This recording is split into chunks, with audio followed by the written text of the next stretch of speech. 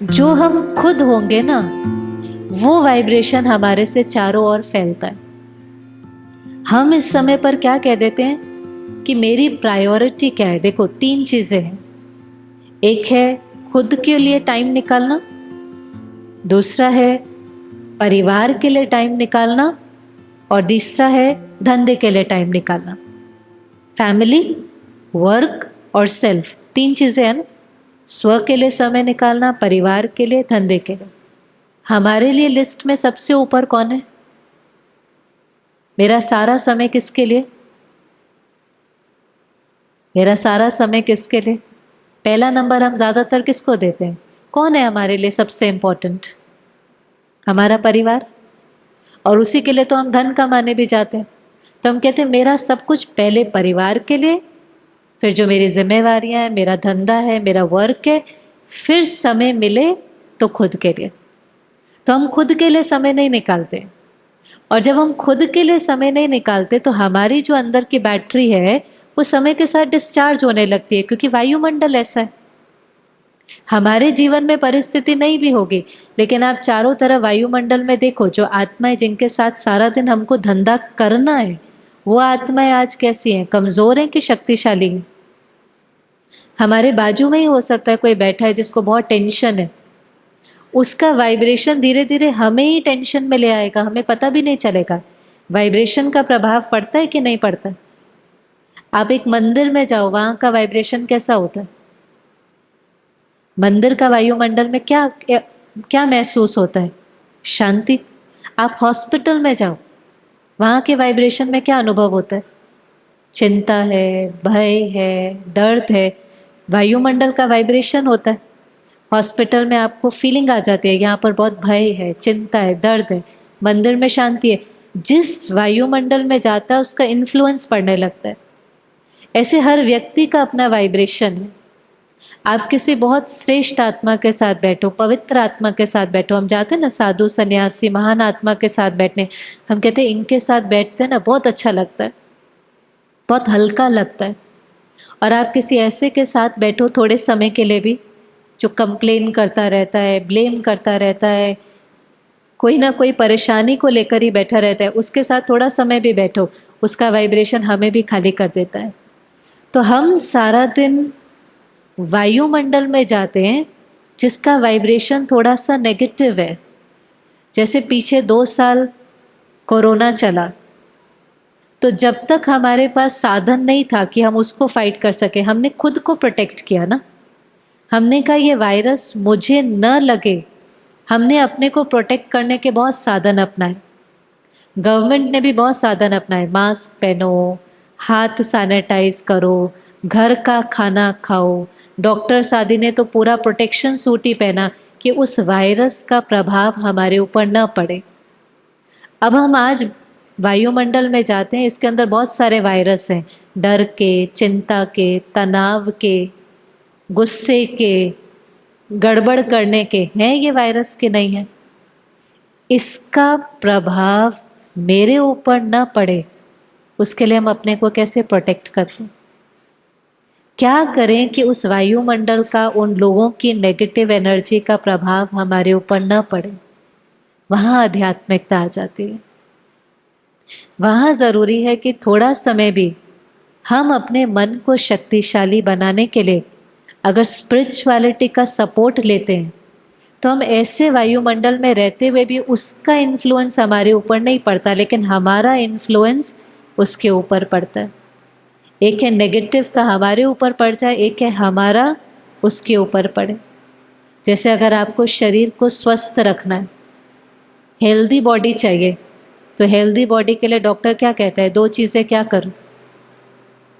स्वस्थ शरीर चाहिए तो वो कहेगा अच्छा खाना खाओ, रोज एक्सरसाइज करो, तो आपका शरीर कैसा रहेगा? स्वस्थ रहेगा।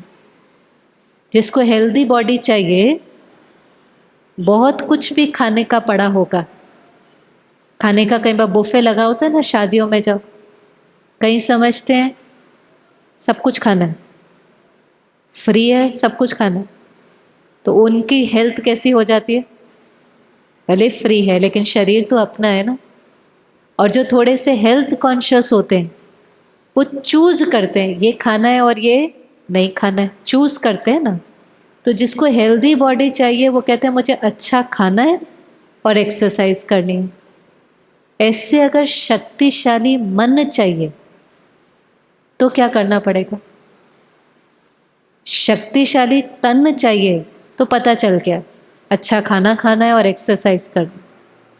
शक्तिशाली मन चाहिए, जो मन स्टेबल है, जो मन खुश है, जो मन जल्दी जल्दी फील नहीं करता, जो मन भय और तनाव में नहीं आता, जो मन परिस्थितियों के बीच में भी एक रस रह पाता है। शक्तिशाली मन है कि ऐसा होता है कि नहीं? जैसे कोई तन से शक्तिशाली होता है तो उसको भारी चीज भी कैसे लगती है? हल्की। ऐसे ही है ना। कूली को आप देखो कितना सामान उठा लेता है क्योंकि वो फिजिकली स्ट्रांग है। हमें एक बैग भी उठाना हो तो भारी पड़ता है, वो 4-4 6-6 भी उठा लेता है क्योंकि वो फिजिकली स्ट्रांग है, तो उसको भारी चीज भी हल्की लगती। ऐसे जो मन से शक्तिशाली होगा उसको बड़ी बात भी छोटी लगती। जो मन से कमजोर होगा उसको छोटी बात भी बड़ी लगती। शक्तिशाली मन वाला पहाड़ जैसी बात को भी राई बनाकर रुई बनाकर फूंक मार के उड़ा देता है। कमजोर मन वाला इतनी सी बात होगी छोटी सी, लेकिन राई का भी क्या बना देता है? पहाड़ बना देता है। बात का कोई साइज नहीं होता, परिस्थिति का कोई साइज नहीं होता, वो तो बाहर से आती है। परिस्थिति से आती है और अचानक आती है, और अचानक आई हुई परिस्थिति में परमात्मा कहता है एवर रेडी होने की ज़रूरत है। और वही एवर रेडी हो सकता है जो शक्तिशाली है, जिसका मन बहुत शक्तिशाली है। आती हैं बातें अचानक कि नहीं जीवन में? अचानक आती है कि नहीं आती? अचानक। अचानक कोई बीमारी आ जाती है, अचानक कोई धन का पेपर आ जाता है, अचानक जॉब छूट जाती है। अचानक होता है ना।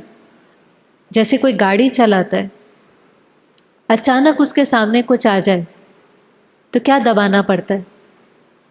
ब्रेक। लेकिन हमारे पास ऑप्शन दो होते हैं, एक्सेलरेटर भी दबा सकते हैं, ब्रेक भी दबा सकते हैं। जो अनुभवी नहीं होगा ना वो डर जाएगा, और वो डर में आकर के ब्रेक नहीं दबाएगा, उससे क्या दब जाएगा? उससे एक्सेलरेटर दब जाएगा, उससे ब्रेक नहीं दबेगा। ऑप्शन है लेकिन दब एक्सेलरेटर जाएगा। ऐसे ही अनुभवी ड्राइवर जो होगा वो 1 सेकंड में ब्रेक लगाएगा। ऐसे जिसका मन शक्तिशाली होता है ना, उसके सामने जब पेपर आता है वो डरता नहीं है, वो घबराता नहीं है, लेकिन वो अपनी शक्तियों के साथ 1 सेकंड में ब्रेक लगाकर सोचता है अब मुझे इस पेपर को पार कैसे करना है। वो परिस्थिति का चिंतन नहीं करता है, लेकिन परिस्थिति में किसका ध्यान देता है? स्वस्थिति। परिस्थिति हमारे कंट्रोल में नहीं है, पर से आ रही है, बाहर से आ रही है। क्या आने वाली है, कब आने वाली है, कौन सी आने वाली, हमें नहीं पता। वो परिस्थिति के बारे में नहीं सोचता, वो किसको शक्तिशाली बनाने की मेहनत करता है? स्वस्थिति। तो मन को शक्तिशाली बनाने के लिए, जैसे तन को शक्तिशाली बनाने के लिए अच्छा खाना खाना है, मन का खाना क्या है? ये मन सोचता रहता है सारा दिन के नहीं सोचता? हम कहते सोचता ही रहता है, सोचता ही रहता है, चुप होता ही नहीं है। आजकल कईयों को तो इसको चुप कराने के लिए कई प्रकार की चीज़ों का सहयोग लेना पड़ता है। कईयों को तो रात को नींद ही नहीं आती है, कहते थोड़ा बहुत हमें लेना पड़ता है, नहीं तो नींद की गोली खानी पड़ती है। सोने नींद ही नहीं आती है, चलता रहता है, चलता रहता है। तो ये मन का भोजन क्या है? इस मन को शक्तिशाली कैसे बनाए? क्या है मन का भोजन? मन का भोजन है जो हम सुनते हैं, जो हम देखते हैं, जो हम पढ़ते हैं, वही हमारे मन में चलता है। इन कर्मेंद्रियों से जो कुछ हम अंदर लेते हैं वो हमारे मन में चलता है। जो चित्र हम देखते हैं वो चरित्र बनने लगता है।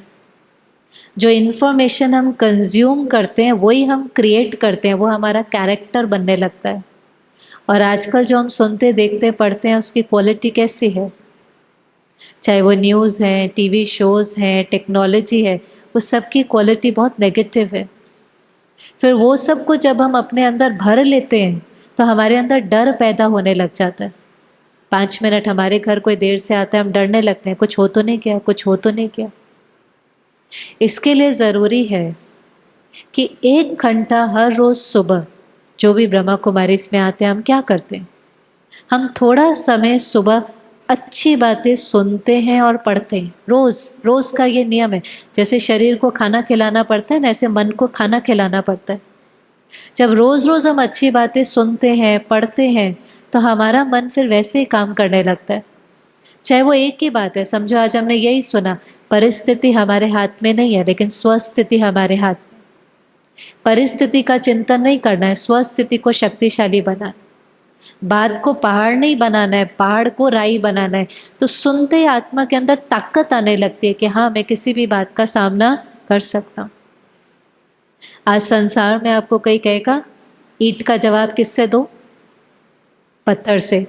सुनते सुनते हमें पता ही नहीं लगता, हम कहते हैं हाँ ठीक है, तो कह रहे हैं ईंट का जवाब किससे देना चाहिए, पत्थर से। अच्छा, फिर हम ये भी सुनते हैं जो देंगे, जो देंगे वो लौट कर आएगा। तो ईंट का जवाब पत्थर से देंगे तो क्या लौट कर आएगा। फिर हम जब सुबह ज्ञान सुनते हैं, परमात्मा की बातें सुनते हैं, तो वो कहते हैं नहीं बच्चे, ईंट का जवाब पत्थर से नहीं दो, किससे दो, प्यार से दो। क्यों प्यार से दो। अगर आप ईंट का जवाब पत्थर से देंगे, माना किसी ने गाली दी, आपने भी गाली दी, तो पहले आपका मन खराब होगा, फिर आपका मुख खराब होगा, फिर वो एनर्जी उसके पास जाएंगे, फिर वहां से लौटकर आपके पास आएंगे, आपको खाली कर देंगे। लेकिन अगर आप ईंट का जवाब प्यार से देंगे तो पहले आप अच्छा सोचेंगे, फिर आप अच्छा बोलेंगे, फिर अच्छा वाइब्रेशन उसके पास जाएगा, फिर जो देंगे वो लौट करके आएगा, आपको 2-2 बार मिलेगा। तो हमें अंदर में ज्ञान सुनने से लगता है अच्छा मुझे ऐसे नहीं ऐसे व्यवहार करना है। तो जब हम अच्छा सुनते जाते हैं तो हम अच्छा करते जाते हैं, और जब हम अच्छा करते जाते हैं तो हमारे साथ अच्छा होने लगने लगता है। तो इसलिए अपने मन को शक्तिशाली बनाने के लिए थोड़ा समय अपने लिए निकालें। जब हम खुद को चार्ज करते हैं, खुद को शक्तिशाली बनाते हैं, तो नेचुरली वो वाइब्रेशन हमारे परिवार को भी मिलता है, हमारे वर्क प्लेस पे भी जाता है, और हमारा जो जीवन है वो अपने आप सुखमय बनने लगता है।